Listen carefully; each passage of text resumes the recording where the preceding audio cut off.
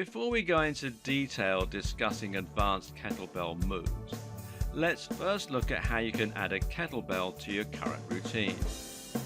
Right now, you probably train either in a home gym or in a gym with paid membership, or perhaps you're just setting up your gym for the first time. Either way, you can very quickly and simply improve the quality of your setup by adding a kettlebell or a few. Now, let's take a look at how to incorporate a kettlebell into your workout with basic exercises. If you're currently working out from a home gym, then you probably have a few dumbbells and you probably have a pull-up bar. Now, this is absolutely fine for training the vast majority of your body, but it does make it a little difficult to train your legs. Sure, you can use dumbbells to perform some squats and lunges, but it's awkward at the best of times. To train legs normally in the gym, you might use a barbell and a squat rack. You would then set the bar across your shoulders and squat down to the ground. This is a great exercise because it combines lots of muscles in unison and because it allows you to add more weight to your movements. Unfortunately though, most of us don't have the space for a squat rack or the finances to afford a barbell, a squat rack and several hundred kilograms worth of weight, so we're left with dumbbell lunges. But by simply introducing a kettlebell into your home routine, you open up a ton of new possibilities, and specifically when it comes to training the legs. One example is the goblet squat.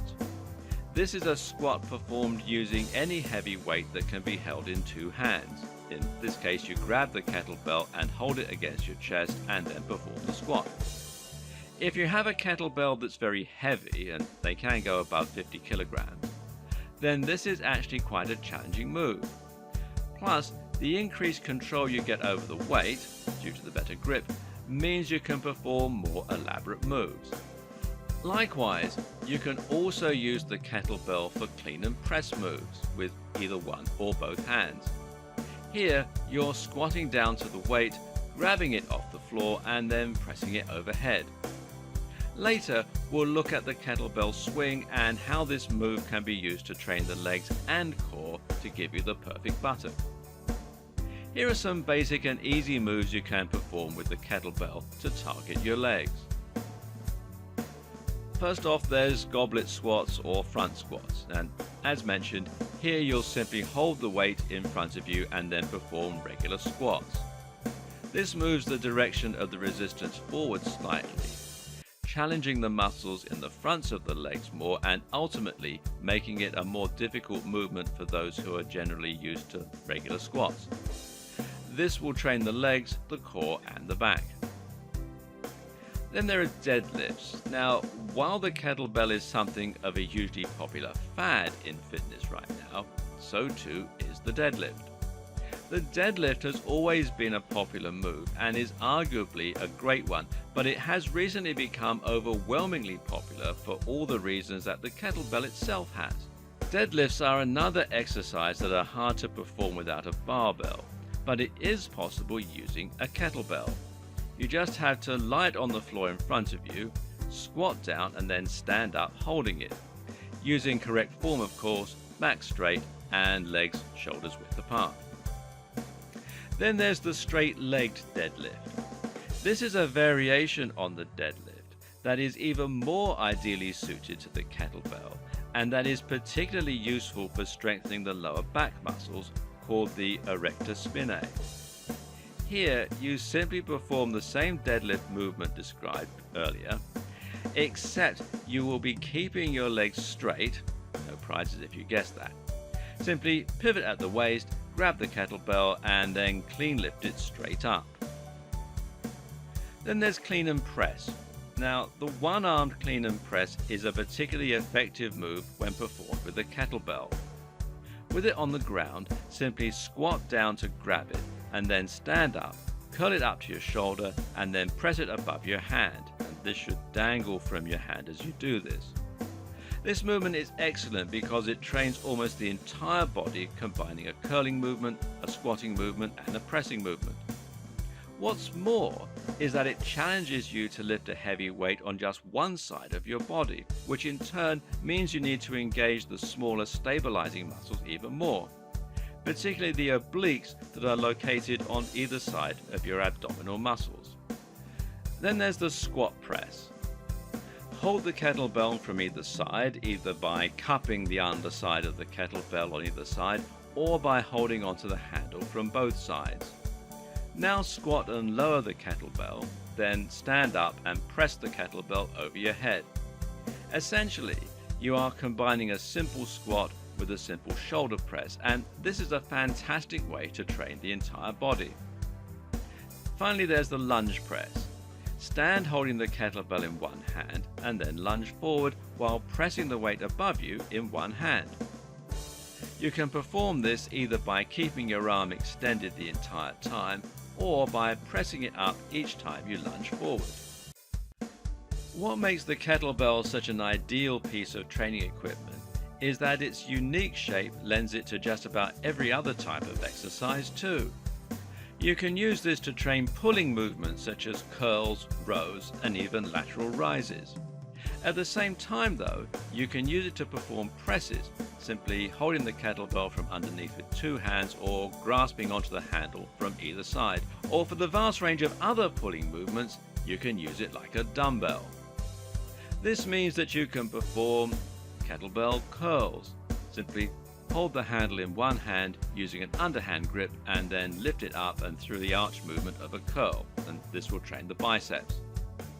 The kettlebell hammer curl, and this is a more different variation that moves the center of gravity considerably to make a more difficult movement. Just hold the handle so that the body of the kettlebell is pointing out sideways and curl it in front of your body. This means you're using a neutral grip and it will really challenge the forearms to keep the kettlebell steady in that position. This will train the biceps as well as the forearms. Then there's the chest press. Lie on the ground or on a bench and hold the kettlebell in two hands over the center of your sternum. Lower and then press upwards. This way you can perform what is essentially a bench press, except that you're bringing the arms closer together and thereby making it into more of a tricep-centric movement. This will train the pecs, the serratus muscles, the triceps and the shoulders. Then there's the shoulder press. You can perform this either by holding the kettlebell from either side and pressing it upwards, or by holding the kettlebell underneath and doing the same. This will train the shoulders and the pecs. Then there's the one-arm shoulder press. Simply hold the kettlebell in one hand by the handle so that it's hanging by the side of your arm and press it above yourself on just the one side. You can do this either sitting down or standing up, and this will train the shoulders. There's kettlebell lateral raise. Take a lighter kettlebell in one hand and then raise your arm out to the side, keeping your elbow straight and pivoting at the shoulder. This will train the outer shoulder, the medial deltoid head. Now the shoulder muscle has three heads that can be targeted individually. There are kettlebell upward raises, and this is the same movement as before, except now you'll be raising the kettlebell directly up in front of you and lowering it again, keeping straight arms. This works the anterior deltoid, the front muscle head on the shoulder. There are kettlebell reverse flies. Now you're going to take two kettlebells, one in each hand, and then lean slightly forward with them hanging in front of you, arms bent.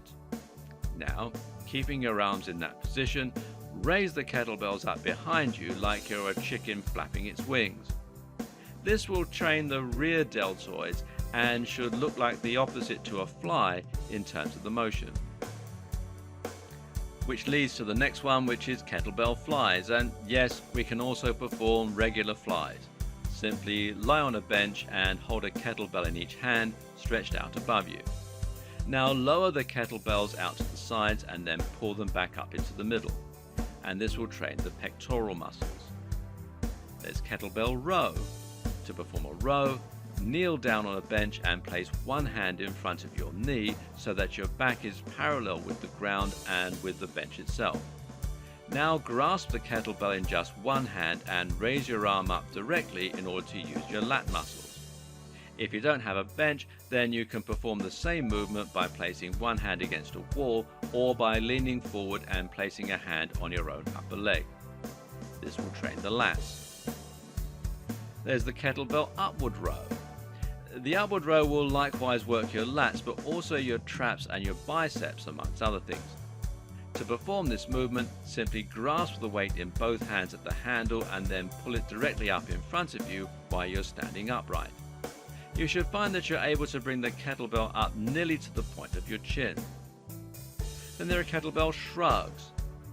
Holding two kettlebells that are as heavy as you can find and letting them hang down by your side, you're now going to shrug as though you don't know the answer to a question. This will train your traps, which are the muscles on either side of your neck. These don't get much training in regular routines, and the amazing thing is that they can therefore be used to very quickly add a lot of size. There's the tricep kickback. This movement trains the triceps. Get into the same position that you did for the bent over row, and then bring your arm up so that your elbow is bent at a right angle and the kettlebell is pointing at the floor. Now simply straighten your arm so that the kettlebell ends up pointing backwards. There's the tricep pullover. The pullover is a move that trains the lats. Lie flat on a bench, holding the handle of the kettlebell in both hands and with your head right near the end. Now, with your arms straight above you, let them start to lean back until they're pointing behind you at the far wall and the kettlebell is hanging below your leg. Engage the lats by tensing and then straighten them gradually to bring your arms back to the starting point. There are kettlebell skull crushes, and this is another move for the triceps that is similar to the pullover. The difference is that you're bending the arms at the elbows instead, allowing the kettlebell to dangle just over your face, hence the name, and then straightening them again. Don't let go. This will train the triceps. There are kettlebell crunches, and these are regular crunches, but the difference is that you'll be grasping the kettlebell to your chest, thereby enabling you to add extra resistance that will train your rectus abdominis, and this is the front sheet of muscle on your stomach. As you can probably guess, this same logic can be applied to practically any regular exercise for the abs, including sit-ups, twisting crunches, V sit-ups, etc. Then there's the kettlebell pass, and if you've ever used a medicine ball, then this will be familiar. Here, you simply sit on the floor with the kettlebell behind your back. Twist to pick it up, and then place it in the middle behind you, and then twist back the other way to pick it up again. These moves allow you to train the obliques, which run down the abs on either side and are responsible for allowing your torso to generate torque. There's the kettlebell Russian twist. This move involves sitting on your buttocks, but with your legs raised off the ground. Now, while holding the kettlebell in both hands in front of you, twist on the spot. There are weighted tricep dips. Find a raised surface such as a bench or even a sofa or a step. Place your hands on it so that you're resting your weight on your palms. Now dip your body down until your buttocks touch the floor and raise back up. The difference? You're going to place a kettlebell on your lap for added resistance. And finally, there's the kettlebell tricep extension. This is much like a skull crusher, but the difference is that you're standing up. Simply hold the kettlebell in both hands and hang it behind your head so that your arms are bent back over your face.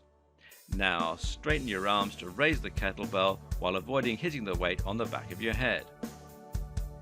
As you can see, the kettlebell is an incredibly versatile tool, simply as something that can replace your dumbbells and your barbells. If you're looking for a cheap and easy home gym solution that won't take up much space but also won't limit what you can do, then look no further than getting yourself a set of kettlebells. This is by no means a comprehensive list of regular exercises that can be performed with kettlebells either. Suffice to say that kettlebells truly allow you to train the entire body and can be an entire gym solution on their own. But that's not really what's exciting about a kettlebell. What's exciting about the kettlebell are all the functional training possibilities that we discussed in the last video. For that, you're going to need some more exciting movements that are definitely exclusive to the kettlebell. And, as it just so happens, you'll be able to find those in the next video of this series.